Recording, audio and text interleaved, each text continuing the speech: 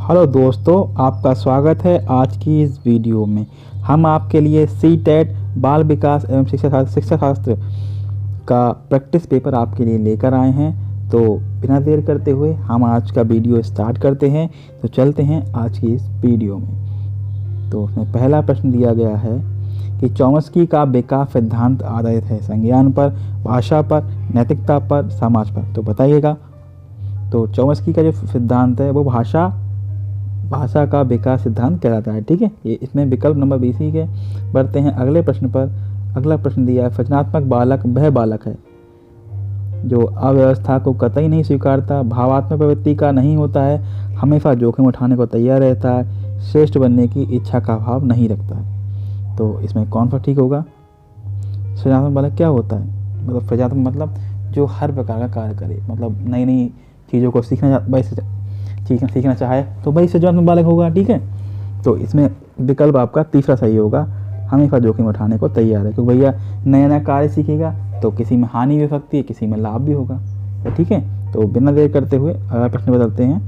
तीसरा प्रश्न दिया गया है, निम्नलिखित में से किस मनोवैज्ञानिक ने वैयक्तिक विभिन्नताओं की भूमिकाओं में आनुवांशिकता का सर्वाधिक महत्व दिया गया है? ये इंपॉर्टेंट क्वेश्चन है, इसको नोट कीजिएगा। तो किसने दिया है? वाटसन, गाल्टन, विने या वुंट? किसने दिया है? तो ये गाल्टन ने दिया है। गाल्टन ने आनुवांशिकता पर महत्व दिया। ठीक है, अगर चौथा दिया गया है, सृजनात्मकता का विचार प्रक्रिया के जिस चरण में समस्या समाधान अवचेतना स्तर पर आगे बढ़ता है वह कहलाता है, क्या कहलाता है? ऊष्मायन चरण, अलगवादी चरण, पूर्वोत्तर चरण या चतुर्थ चरण? कौन सा होगा? आपके सामने 4 विकल्प दिए, आंसर बताइएगा। तो ये आपका होगा ऊष्मायन चरण। ठीक है, नोट कीजिएगा। अगला प्रश्न दिया गया है, एक बालक के विकास के सिद्धांत की समझ एक शिक्षक की किस प्रक्रिया सहायता करती है? किस प्रकार, यहाँ प्रकार होगा। ठीक, किस प्रकार सहायता करती है? ठीक है, ये मिस्टेक है प्रिंटिंग। तो छात्र के सामाजिक स्तर की पहचान करने में, छात्र की आर्थिक पृष्ठभूमि की पहचान करने में, यह समझने के लिए कि छात्र को किस प्रकार पढ़ाया जाए, सीखने के अनुसार छात्र को पढ़ाने में। तो बताइएगा। तो सीखने के अनुसार, देखिए यहाँ सीखने पर देखो, आपको जो कीवर्ड टैग वर्ड्स में बताए हैं तो उनके नाम सीखने पर अगर जहाँ बल दिया जाएगा वो पॉजिटिव में आएगा, और ये सब पहचान तो करवा नहीं सकते। तो ठीक है, ये ठीक होगा। तो अगर आपको ठीक लगे तो लाइक से सब्सक्राइब कीजिएगा। अगला पॉइंट दिया गया है, सामाजिक मनोवैज्ञानिकों ने बाल अपराधी प्रवृत्ति तथा सामाजिक अपराधों को समझने के लिए अनेक उपायों का प्रयोग किया है, किंतु इन दोनों समस्याओं के नियंत्रण के संबंध में किसकी प्रकृति के संबंध में है? तो 4 विकल्प दिए गए, नैतिकता एवं धार्मिक धारणाओं में, मनोवैज्ञानिक पहलुओं से, शैक्षिक वातावरण से, कानून संपन्न निर्णय से। तो देखिए कौन सा सही होगा विकल्प। तो यहाँ पर आपका विकल्प नंबर 2 मनोवैज्ञानिक पहलुओं से संबंध है। ठीक है, ठीक होगा।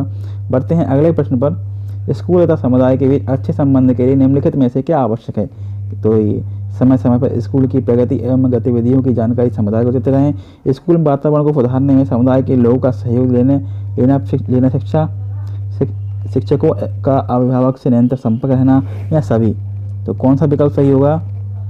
तो देखिए यहाँ पर समय समय पर स्कूल की प्रगति एवं गतिविधि पर जानकारी समुदाय देते हैं। ये बात ठीक है। स्कूल वातावरण को सुधारने समुदाय के लोगों का सहयोग लेना भी आवश्यक है, शिक्षकों एवं अभिभावकों को निरंतर संपर्क में रहें, ये भी सही बात है। तो इसलिए विकल्प कौन सा होगा? चौथा सही होगा। ठीक है, बढ़ते हैं अगले प्रश्न पर। वाइगोत्स्की द्वारा कौन सी अवधारणा दी गई? स्वर सामंजन, व्यक्तिगत रूप से पढ़ना, पैंडम समस्या या समीपस्थ विकास का सिद्धांत? कौन सी दी गई? तो वाइगोत्स्की द्वारा ये आपको दिया गया समीपस्थ विकास का सिद्धांत। ठीक है, अगले बढ़ते हैं। एक भाषा से शब्द को वाक्य में ढालने के नियम को क्या कहते हैं? संरचनात्मक अर्थ विज्ञान, उपस्वर, वाक्य विन्यास या स्वनेम? क्या कहते हैं? तो क्या इसे कहते हैं वाक्य विन्यास। ठीक है, आगे बढ़ते हैं। वाइगोत्स्की के अनुसार निकट विकास का सिद्धांत ZPD है। बालक के वास्तविक क्षमता स्तर तथा कार्यकारी विकास स्तर का योगफल बालक के वास्तविक क्षमता स्तर तथा कार्यकारी क्षमता स्तर का अंतर, बालक के वास्तविक क्षमता यह स्तर तथा कार्यकारी स्तर का गुणनफल, बालक के वास्तविक क्षमता स्तर तथा कार्यकारी क्षमता स्तर का अनुपात क्या है? तो ये है आपका बालक के वास्तविक क्षमता तथा कार्यकारी क्षमता का अंतर। ठीक है, ये मोस्ट इंपॉर्टेंट क्वेश्चन है, इसको नोट कीजिएगा। आगे बढ़ते हैं। बालक के सीखने के लिए आकलन और अनुदेशन के बीच के दृढ़ निश्चय द्वारा सीखने को प्रभावित करता है। क्या करता है? 4 विकल्प दिए गए हैं, बताइएगा। तो संबंध यहाँ सही होगा। आगे बढ़ते हैं। बालक समस्याओं को समझने के बाद उन तथ्यों को एकत्र करता है जो उस समस्याओं का कारण खोजने में सहायक होते हैं तथा इन तथ्यों के संकलन में बालक पैदा होता है। 4 विकल्प दिए गए हैं। अभिप्रेरणा, चिंतन, विश्लेषण या भाषा विकास। क्या होगा देखिएगा, तो ये चिंतन होगा। ठीक है, बढ़ते हैं अगले 13वें क्वेश्चन पर। किसी लक्ष्य की प्राप्ति में बाधा डालता प्रतीत होती कठिनाई पर विजय पाने की प्रक्रिया कहलाती है। ये 13वें क्वेश्चन देखिएगा, तो समस्या समाधान करना कहलाती है। ठीक है, अगला प्रश्न देखिए। पियाजे के संज्ञानात्मक विकास सिद्धांत की किस अवस्था में बालक वास्तविक संसार की विभिन्न परिस्थितियों का सहारा लिए बिना शाब्दिक व्यक्तियों के तर्क का मूल्यांकन कर सकता है? तो 4 विकल्प दिए गए हैं, बताइएगा। तो ये हो गई आपकी संवेदी परक अवस्था।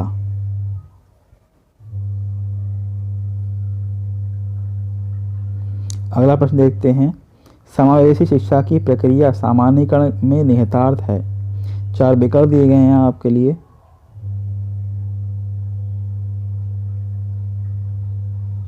तो यहाँ होगा बी विकल्प। प्रतिभाशाली तथा सामान्य बालकों को कार्य करने के लिए सामान्य सामाजिक वातावरण की व्यवस्था। कि वातावरण के साथ सामंजस्य करेंगे तो वातावरण की व्यवस्था, ये तो होगा नहीं। ठीक है, तो बढ़ते हैं अगले प्रश्न पर।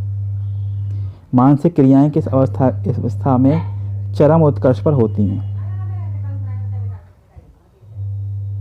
पूर्णावस्था में। ठीक है, बढ़ते हैं अगले पॉइंट पर। निम्नलिखित में से किस बुद्धि के बहु प्रतिभा सिद्धांत की आलोचना है?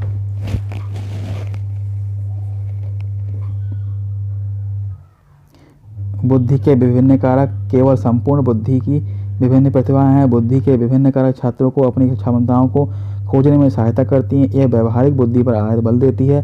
ये अनुभव आधारित प्रमाणों पर आधारित नहीं है। तो 4 विकल्प दिए गए हैं, बताइए सही आंसर कौन सा होगा? देखो यहाँ खोजने, तो यहाँ पे खोज पर रख दिया होगा, वो विकल्प सही होगा। तो विकल्प बी ठीक है यहाँ पर। 18वां क्वेश्चन देखते हैं। दिव्यांग बच्चों से हम समझते हैं कि जिनकी बुद्धि सामान्य से कम हो, जिनकी बुद्धि सामान्य से अधिक हो, जो पढ़ने में अधिक ध्यान हो, इनमें से कोई भी नहीं होंगे। तो जो शारीरिक दोष युक्त होते हैं वही दिव्यांग बालक कहलाते हैं। ठीक है, अगले पॉइंट बढ़ते हैं। एक स्कूल से भागने वाले बालक के अध्ययन की सर्वाधिक उपयोग विधि क्या है? तो 4 विकल्प दिए गए हैं, तो बताइएगा। तो यहाँ पर आंसर होगा सी, केस स्टडी विधि होगी। ठीक है, आगे बढ़ते हैं। 20वां क्वेश्चन दिया गया है। कक्षा का एक बालक अपने छोटे भाई से ईर्ष्या करता है क्योंकि माता पिता छोटे भाई को अधिक प्यार करते हैं। छोटा भाई छोटा था, वह चीज़ के बांटने से डरता है। भाई को माता पिता के ध्यान की अधिक आवश्यकता है। तो ये देखिए, ये तो होगा नहीं। भाई से अधिक प्यार करते हैं तो माता पिता किसी से बात करते नहीं। भाई छोटा, ये भी नहीं होगा। वह चीज़ बांटने जाता है, ये भी नहीं होगा। तो ये चौथा विकल्प यहाँ ठीक होगा। ठीक है, बढ़ते हैं आगे। शिक्षा मनोविज्ञान का विषय नहीं है। खेल का प्रशिक्षण, शैक्षिक मूल्यांकन, सीखने की प्रवृत्ति और व्यक्तित्व की व्यवस्था। तो कौन सा नहीं है? तो शैक्षिक मूल्यांकन। ठीक है, 22वां क्वेश्चन देखते हैं। शिशु के संवेग होते हैं। तो ये 4 दिए गए विकल्प, बताइएगा। तो अस्थिर और अस्पष्ट होते हैं शिशु के संवेग। ठीक है, आगे देखते हैं। कक्षा का एक विद्यार्थी 3 गुणा 3 को 3 + 3 समझता है, वह किस विकार से पीड़ित है? 4 विकल्प दिए गए हैं, प्रश्न उत्तर बताइएगा। तो ये गणना का संबंध तो डिस्कैलकुलिया होगा। बढ़ते हैं अगले प्रश्न पर। किस प्रकार के बालक में मौलिकता का गुण पाया जाता है? आपके पास 4 विकल्प दिए गए हैं, आप उत्तर बताइएगा। तो मौलिकता का गुण किसमें पाया जाता है? सृजनशील बालक में पाया जाता है। ठीक है, तो आगे बढ़ते हैं। अनुभव व प्रशिक्षण द्वारा व्यवहार में रूपांतरण ही अधिगम है, ये कथन किसका है? 4 विकल्प दिए गए हैं आपको, बताइएगा। तो यह है गेट्स व अन्य, ये उनका कथन है।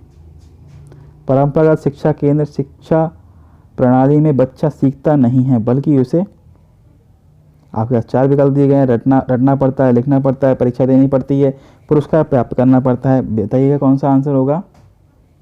तो यहाँ पर आपका विकल्प है रटना। तो परंपरागत होगा, मतलब जब परंपरागत मतलब जब शिक्षा, जब उसमें केंद्र बिंदु शिक्षक होगा तो वो शिक्षा परंपरागत कहलाएगी। ठीक है, तो उसमें क्या होगा? बच्चे को रटना पड़ेगा क्योंकि बच्चे को केंद्र बिंदु नहीं है उसमें। ठीक है, आगे बढ़ते हैं। बच्चे को विभिन्न प्रकार के अनुभव प्राप्त होते हैं जब वे तो स्वयं कार्य करते हैं, तभी तो अनुभव प्राप्त होंगे। बाहर घूमने जाएंगे तो भी प्राप्त हो सकते हैं, परीक्षा से तभी अनुभव प्राप्त होंगे, उतने प्राप्त नहीं, लेकिन जब व्यक्ति अपने आप स्वयं कार्य करेगा तो उसे अच्छे अनुभव प्राप्त होते हैं। अगला प्रश्न दिया, चरित्र एवं नैतिक मूल्यों के विकास को प्रभावित करने वाले प्रमुख तत्व हैं बुद्धि का प्रभाव, विद्यालय का प्रभाव, माता पिता की आर्थिक स्थिति, और चौथा है पड़ोसी का प्रभाव। तो कौन सा विकल्प होगा? आपको 4 विकल्प दिए गए, आंसर बताइएगा। तो यहाँ पर होगा विद्यालय का प्रभाव पड़ता है।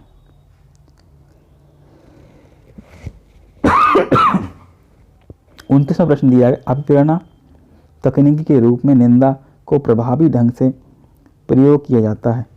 तो 4 विकल्प दिए गए हैं, सही आंसर बताइएगा। तो यहाँ पर निंदा से पूर्व छात्रों के सकारात्मक प्रयासों की पहचान द्वारा, ये भी ठीक है। बालकों की गलती के साथ दूसरे कारकों को भी दोषी ठहराना, ये भी ठीक है। अपमानजनक भाषा के स्थान पर निंदा के लिए अच्छी भाषा का प्रयोग करना, ये भी सही बात है। तो यहाँ पर उपरोक्त सभी ठीक होंगे। ठीक है, बढ़ते हैं अगले प्रश्न पर। सैद्धांतिक रूप से रचनावाद शिक्षार्थियों को दुनिया के विषय में अपने दृष्टिकोण पर बल देता है। ठीक है, ये ठीक होगा। तो दोस्तों आज के लिए इतना ही। तो मिलते हैं अगले वीडियो पर। हम आपके लिए डेली प्रैक्टिस सेट लाते रहेंगे। अगर आपको हमारे द्वारा पढ़ाए गए उसमें थोड़ा प्रयास लगे तो वीडियो को लाइक शेयर सब्सक्राइब कीजिएगा। मिलते हैं अगले वीडियो में, तब तक के लिए धन्यवाद। जय हिंद, जय भारत।